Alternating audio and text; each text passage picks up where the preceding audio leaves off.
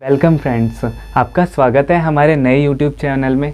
तो क्लास 12 का बोर्ड का एग्ज़ाम आने वाला है, तो उसको ध्यान में रखते हुए हमने एक नया YouTube चैनल स्टार्ट किया है, ठीक है, जिसमें आपको 12th की सारी सीरीज़ कवर की जाएगी। ठीक है, तो मैं आपको पॉलिटिकल साइंस पढ़ाऊँगा। तो पॉलिटिकल साइंस का फर्स्ट चैप्टर, ठीक है, जिसका नाम है शीत युद्ध का दौर।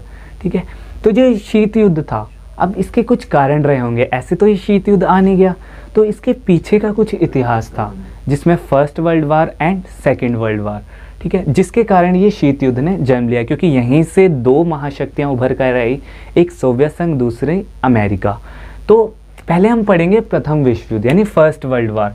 तो फर्स्ट वर्ल्ड वार हमारा 28 जुलाई 1914 से 11 नवंबर 1918 तक चला। तो फर्स्ट वर्ल्ड वार यानी इसके कुछ तात्कालिक कारण थे जो ये वर्ल्ड वार हुआ।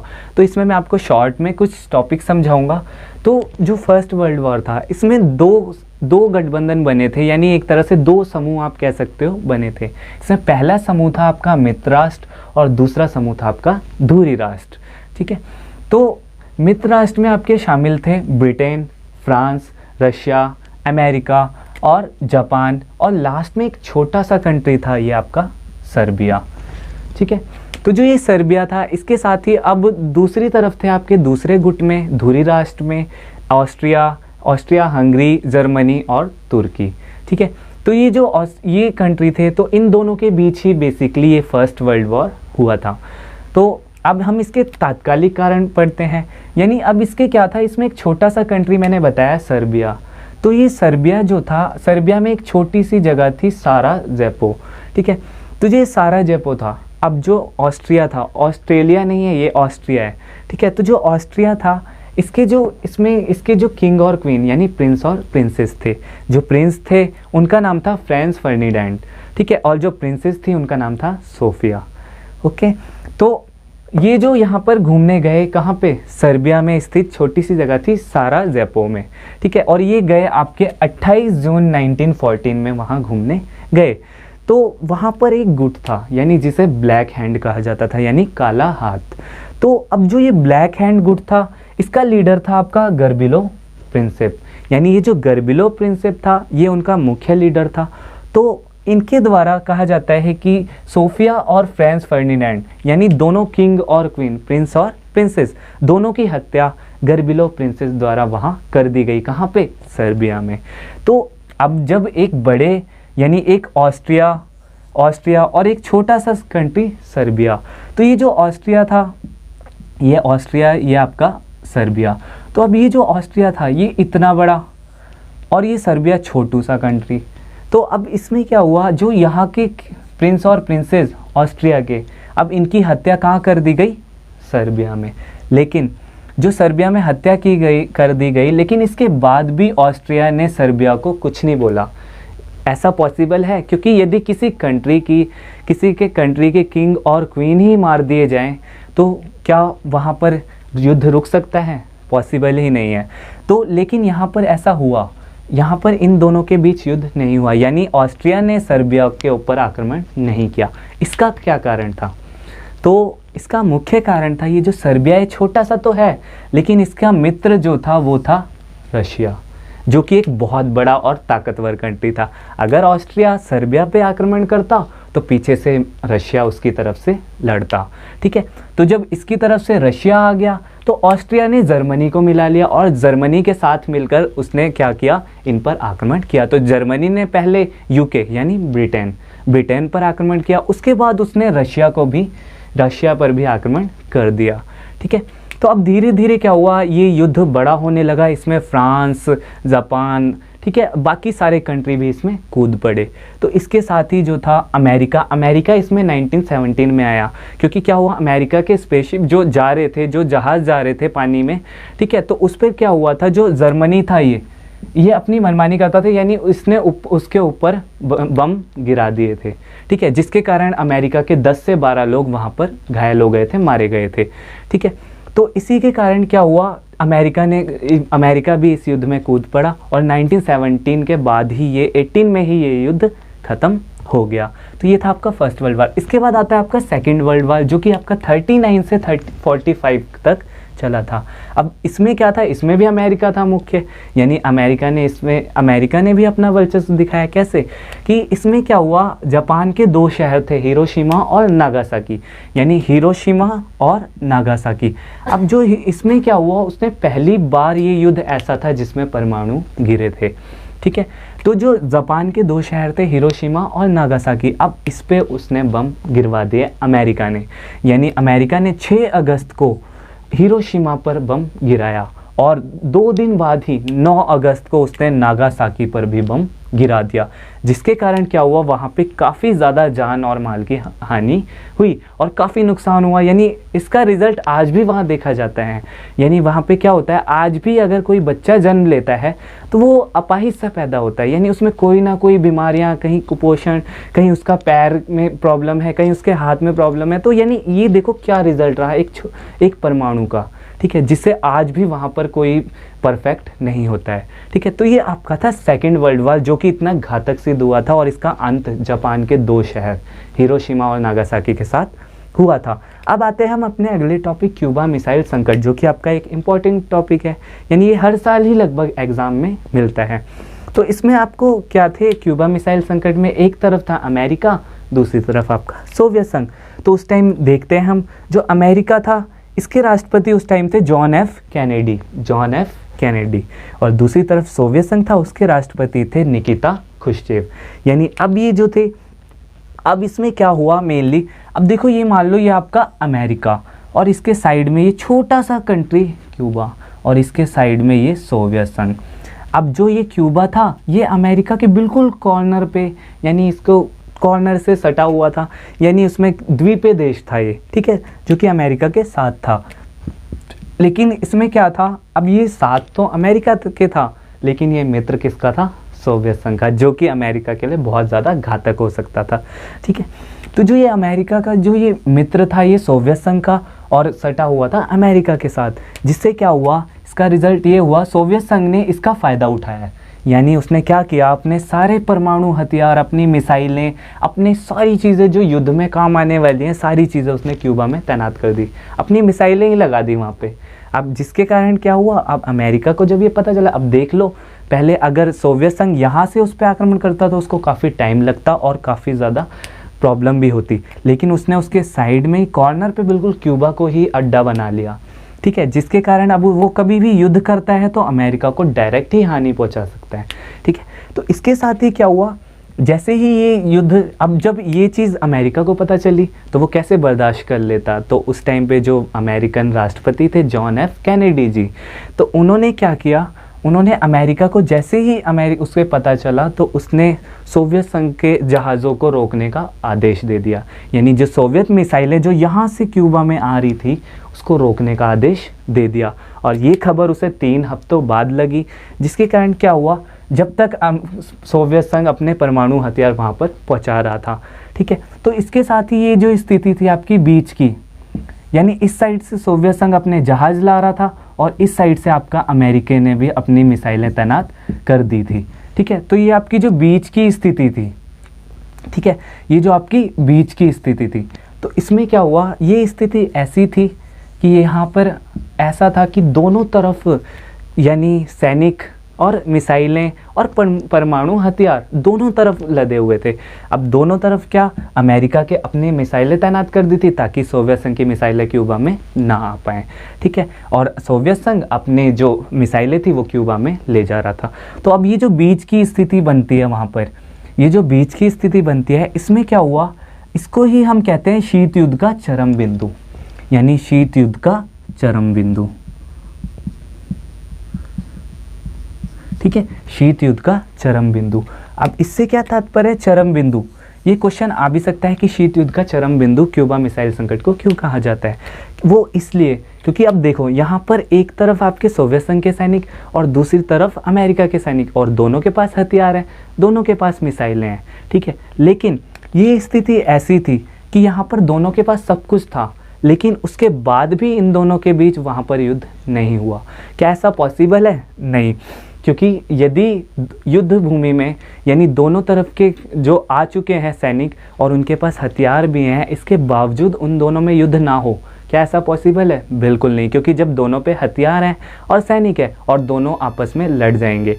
लेकिन यहाँ पर ऐसा नहीं हुआ, दोनों का युद्ध होने से रुक गया, यानी ये चरम बिंदु बना, ठीक है, क्यूबा, क्योंकि यहाँ पर ऐसा लग रहा था कि जैसे युद्ध अब हो ही जाएगा। अब दोनों तरफ सैनिक खड़े थे, मिसाइलें खड़ी थी और हथियार थे, ठीक है, तो ऐसा लग रहा था जैसे इस बिंदु पर युद्ध होना संभव है, उसे अब कोई रोक नहीं सकता। तो इसीलिए इसे हम शीत युद्ध का चरम बिंदु कहते हैं, ठीक है। तो इसी से क्या हुआ, आपका शीत युद्ध यहाँ पर ऐसा लग रहा था कि जैसे ख़त्म हो जाएगा, तो इसीलिए इसको कोल्ड वॉर कहा जाता है कि इसमें क्या हो रहा था, वाद विवाद तो चल रहे थे दोनों में आपस में, और यहाँ तक स्थिति आ गई थी दोनों आमने सामने खड़े हो चुके थे, लेकिन उसके बावजूद भी क्या है, उन दोनों के बीच युद्ध नहीं हुआ। क्यों? क्योंकि उसमें क्या है, वाद विवाद की स्थिति थी बस, ठीक है, दोनों में वाद विवाद चल रहे थे। आशंका रहती थी कि जैसे ये सोचता था कि अभी युद्ध हो जाएगा, अभी सामने से अटैक होगा, अमेरिका सोचता था अभी सोवियत संघ मुझ पर अटैक करेगा, लेकिन ऐसा नहीं होता था, क्योंकि दोनों में बस क्या था, तनाव रहते थे, वाद विवाद चलता था, लेकिन वास्तविकता ऐसी थी, वास्तविकता यह थी कि दोनों के बीच कभी युद्ध हुआ ही नहीं, ठीक है। तो क्या ये टॉपिक हमारा क्यूबा मिसाइल संकट, ठीक, क्यूबा मिसाइल संकट हो चुका था। अब इसके बाद आपका टॉपिक आता है शीत युद्ध, जो कि आपकी बुक का टॉपिक है, आपका चैप्टर है, ठीक है।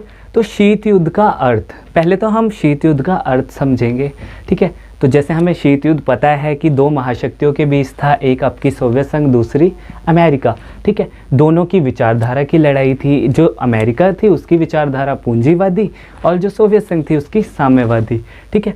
तो जो शीत युद्ध होता है, इसका अर्थ क्या होता है बेसिकली, ठीक है। तो शीत युद्ध का अर्थ होता है, यानी मेन इसका है कि दो या दो देशों से अधिक,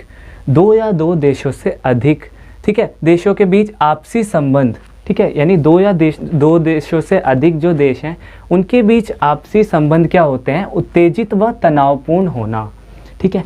यानी उन दोनों देशों के बीच यदि संबंध अच्छे ना हो, ठीक है, उसमें तनाव होता हो, ठीक है, और उनके बीच युद्ध की संभावना होना। ध्यान रखना, यहाँ पे संभावना वर्ड यूज़ किया गया है, ठीक है, यानी उनके बीच केवल संभावना होना और वास्तविक रूप से युद्ध का ना होना शीत युद्ध कहलाता है, ठीक है। तो शीत युद्ध का अर्थ यही है, यानी अब देखो मेनली क्या है कि इसमें क्या है, दोनों देशों के बीच, दोनों महाशक्तियों के बीच आपस में विवाद चल रहा था, दोनों एक दूसरे से विचारधारा के तौर पे लड़ रही थी, ठीक है, लेकिन ये जो युद्ध था ये वास्तविक रूप नहीं ले पा रहा था, यानी ये युद्ध नहीं हो पा रहा था, ठीक है, इसमें केवल विचारधारा की लड़ाई ही हो रही थी, ठीक है।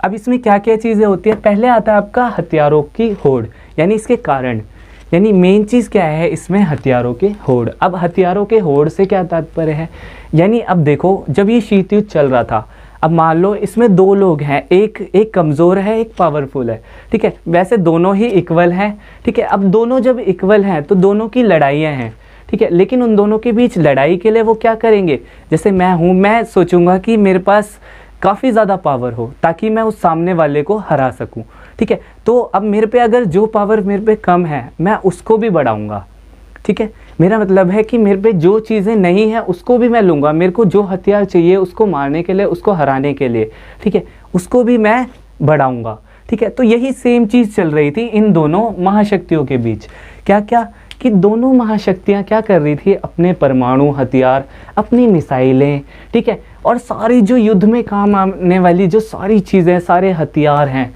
उनको इतना ज़्यादा बढ़ा रही थी कि जिससे क्या है कि कभी युद्ध होता है, ठीक है, तो वो दोनों के लिए आपस में वो क्या है कि जो युद्ध होगा उसके कारण क्या होगा कि यदि उन दोनों में युद्ध हुआ, ठीक है, तो दोनों को ही काफ़ी नुकसान होगा, क्योंकि दोनों ही अपने हथियार बढ़ा रहे थे, ठीक है, क्योंकि दोनों को ही विजयी होना था, ठीक है। तो इसी कारण क्या हुआ, हथियारों की होड़, यानी दोनों ने अपने हथियारों को इतना ज़्यादा बढ़ाना शुरू कर दिया जो कि पूरे विश्व के लिए घातक हो सकते थे, ठीक है, लेकिन ये युद्ध नहीं हुआ। दूसरी स्थिति थी आपकी अवरोध, यानी रोक, इसे कहते हैं रोक और संतुलन, ठीक है। अवरोध क्या होता है, अवरोध यानी इससे क्या तात्पर्य है आपका बैलेंस, ठीक है, बैलेंस से क्या तात्पर्य है कि अब जैसे जो सोवियत संघ था और अमेरिका थे, दोनों ही टक्कर के देश थे, ठीक है। अब दोनों में क्या चीज़ें हैं जो वो उन दोनों के बीच यदि युद्ध होता है, ठीक है। तो इसमें क्या है कि युद्ध में वो दोनों अगर एक दूसरे से लड़ते हैं तो दोनों के पास ही इतनी पावर थी कि वो एक दूसरे को तबाह कर सकते थे। ठीक है, तो यही आपका अवरोध, यानी अब दोनों को ये डर था कि यदि वो दोनों आपस में ही लड़ेंगे तो अगर वो मान लो सोवियत संघ अमेरिका पर अटैक करता है तो उसको भी कोई नहीं बचा सकता, क्योंकि अमेरिका के पास भी वो क्षमता है कि वो उसे काफ़ी ज़्यादा नुकसान पहुंचा सकता है। ठीक है, तो यही स्थिति थी रोक और संतुलन, जिसके कारण क्या हुआ, जो शीत युद्ध बना रहा। ठीक है, ये युद्ध एक असली युद्ध का रूप नहीं ले सका। ठीक है, तो अब ये जो चीज़ थी, इसके बाद आपका आता है द्विध्रुवीय विश्व। ठीक है, यानी इसमें क्या था, जो पूरा विश्व था वो दो ध्रुवों में बढ़ चुका था। पहला ध्रुव आपका कौन सा था, अमेरिका, और दूसरा ध्रुव सोवियत संघ। ठीक है, तो ये जो दो ध्रुवीय विश्व हो चुका था, इसके साथ ही एक तीसरा ध्रुव आया, यानी जिसे हम तीसरी दुनिया कहते हैं। ये क्वेश्चन अक्सर 1 नंबर में पूछा जा सकता है। ठीक है, कि तीसरी दुनिया के देशों से क्या तात्पर्य है। ठीक है, तो जो ये तीसरी दुनिया थी, इसमें हम वो देश रखते हैं जो तीसरी दुनिया जो हाल ही में स्वतंत्र हुए हों। ठीक है, यानी नव स्वतंत्र देश। ठीक है, जो नव स्वतंत्र देश होते हैं उनको हम तीसरी दुनिया कहते हैं। ठीक है, ठीक है, जो ये नव स्वतंत्र देश हैं इनको हम बेसिकली तीसरी दुनिया कहते हैं। ठीक है, तो अब इसके बाद क्या है, जब ये अपनी पावर बढ़ा रहे थे दोनों, इसके साथ ही अब इन्होंने कुछ सैन्य गठबंधन किए। ठीक है, अब जो सैन्य गठबंधन में जो पहला नाम आता है वो आता है आपका नाटो। ठीक है, तो जो ये नाटो था इसकी स्थापना आप अमेरिका ने की। ठीक है, किसने, अमेरिका ने। ठीक है, तो नाटो की जो स्थापना हुई 1949 में हुई। ठीक है, और इसकी स्थापना करी अमेरिका ने, और इसके अंदर 12 देश शामिल हुए। ठीक है, इसके साथ ही अब जब अमेरिका ने एक सैन्य गठबंधन बना लिया तो सोवियत संघ क्यों पीछे हटेगा। ठीक है, तो इसको देखते हुए सोवियत संघ ने भी एक सैन्य गठबंधन बनाया जिसे कहा जाता है वार्सा पैक्ट, यानी वार्सा संधि। ठीक है, अब ये संधि उसने 1955 में करी। ठीक है, इसमें 8 देश शामिल हुए। ठीक है, अब देखो ये सैन्य गठबंधन तो बना लिए, लेकिन इन गठबंधनों का उद्देश्य क्या होता है, हमें ये देखना है। ठीक है, तो क्वेश्चन यही आता है कि नाटो के उद्देश्य बताइए। ठीक है, तो इसका जो मेन उद्देश्य होता है, जो ये 12 देश हैं, ठीक है, ये 12 देश हैं, इन 12 देश में से इनकी एक साझी नीति होती है, साझी सुरक्षा नीति जिसे आप कह सकते हो। ठीक है, जिसमें क्या है, ये जो 12 देश हैं इन्होंने डिसाइड किया कि यदि जो ये अमेरिका का गठबंधन था, इसमें जो 12 देश हैं, इन 12 देश में शामिल यदि इसमें किसी भी सदस्य पर यदि कोई बाहरी देश आक्रमण करता है, इन 12 देशों में से किसी पर भी वो कोई देश आक्रमण करता है, तो वो आक्रमण ये 12 देश अपने ऊपर समझेंगे। ठीक है, तो ये 12 देश का यही, इससे क्या है, और जब वो आक्रमण करेगा तो ये 12 देश मिलकर उसका जवाब देंगे। ठीक है, देखो आक्रमण तो एक देश पर हुआ, लेकिन जवाब कौन देंगे, 12 के 12 देश। क्यों, क्योंकि इन 12 देशों ने एक नाटो नाम से एक सैन्य गठबंधन बना रखा है, जिसका उद्देश्य ये है कि यदि किसी एक पर भी आक्रमण हुआ तो हम 12 के 12 देश मिलकर उस देश को सबक सिखाएंगे। ठीक है, ऐसे ही इसके टक्कर पे वार्सा पैक्ट आया। तो वार्सा पैक्ट ये सोवियत संघ ने भी बनाया है। ठीक है, ये नाटो में जो सारे देश शामिल थे इनको एक तरह से चुनौती देने के लिए बनाया गया था। ठीक है, अब नाटो की कई बार फुल फॉर्म पूछी जा सकती है। ठीक है, तो नाटो की फुल फॉर्म होती है आपकी North Atlantic Treaty Organization. North Atlantic Treaty Organization यानी उत्तर अटलांटिक संधि संगठन। ठीक है, तो ये नाटो। फिर इसके बाद इसमें छोटे से टॉपिक पूछे जाते हैं कि और संगठन बने कुछ। ठीक है, इसमें आपका आता है 54 में एक संगठन बना सीटो। ठीक है, जिसकी फुल फॉर्म है आपकी South East Asia Treaty Organization. ठीक है, और इसी के साथ ही एक सेंटो बना। ठीक है, केंद्रीय संधि संगठन, जो कि 55 में बना। ठीक है, तो ये आपका टॉपिक था बेसिकली शीत युद्ध का दौर। ठीक है, इसके बाद हम आगे पढ़ेंगे, अगले पार्ट में पढ़ेंगे गुट निरपेक्षता। ठीक है, कि गुट निरपेक्षता, भारत ने गुट निरपेक्षता की स्थापना कैसे की और उसमें क्या रोल अदा किया। ठीक है, तो ये हम देखेंगे अपने नेक्स्ट पार्ट में। तो हमारे चैनल को लाइक शेयर सब्सक्राइब ज़रूर कीजिएगा। अगर पसंद आए तो बिल्कुल इसे शेयर कीजिएगा। ठीक है, धन्यवाद।